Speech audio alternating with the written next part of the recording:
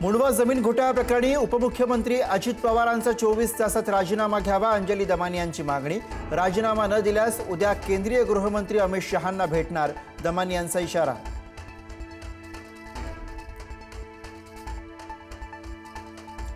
अमेडिया कंपनीने डेटा सेंटरसाठी एलओआय मागितला होता। एलओआय दाखवून कोट्यवधींची स्टॅम्प ड्युटी 500 रुपये करून घेतली। अंजली दमानी यांचा आरोप, अमेडिया कंपनीने सर्व गोष्टींमध्ये फ्रॉड केला, दमानी यांचा आरोप।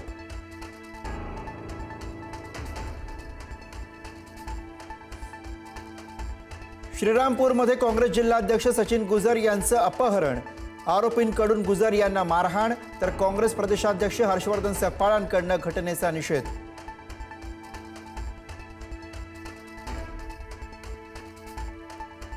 काँग्रेस जिल्हाध्यक्ष गुजर अपहरण नाट्यानंतर श्रीरामपूरमधलं राजकीय वातावरण तापलं। प्रचारादरम्यान सचिन गुजर यांनी छत्रपती शिवरायांचा एकेरी उल्लेख केल्याचा आरोप। गुजर यांना याबाबत जाब विचारला, चंदू आगे यांची माहिती।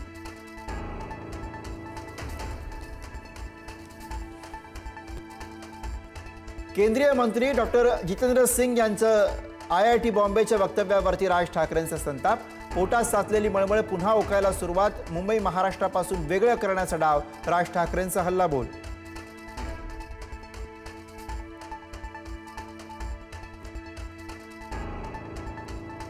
वादग्रस्त शब्दांनंतर उपमुख्यमंत्री अजित पवारांकडून दिलगिरी व्यक्त। मी तो शब्द वापरायला नको होता, मात्र शहरामध्ये बकालपणा नसावा, स्वच्छता असावी, अजित पवारांचं विधान।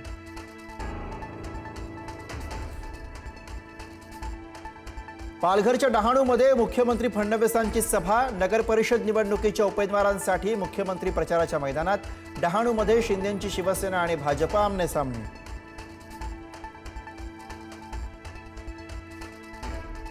सोलापूर झेडपीच्या ग्रामपंचायत अधिकाऱ्याची आत्महत्या। वरिष्ठ अधिकाऱ्यांच्या त्रासाला कंटाळून प्रकाश बाविस्कर यांनी जीवन संपवल्याचा आरोप। दोषींवर गुन्हा दाखल होत नाही तोपर्यंत मृतदेह ताब्यात घेण्यास कुटुंबियांचा नकार।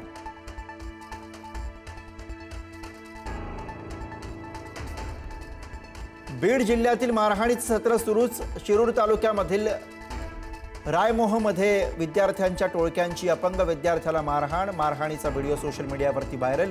विद्यार्थ्याला झालेल्या मारहाणीचं कारण स्पष्ट।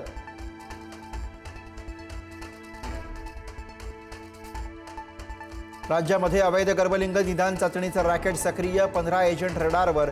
कोल्हापुरातील करवीर तालुक्यामध्ये बालिंगेमध्ये अवैध गर्भलिंग तपासणी। नाशिकमध्ये अवैध गर्भलिंग निदान रॅकेट उघड।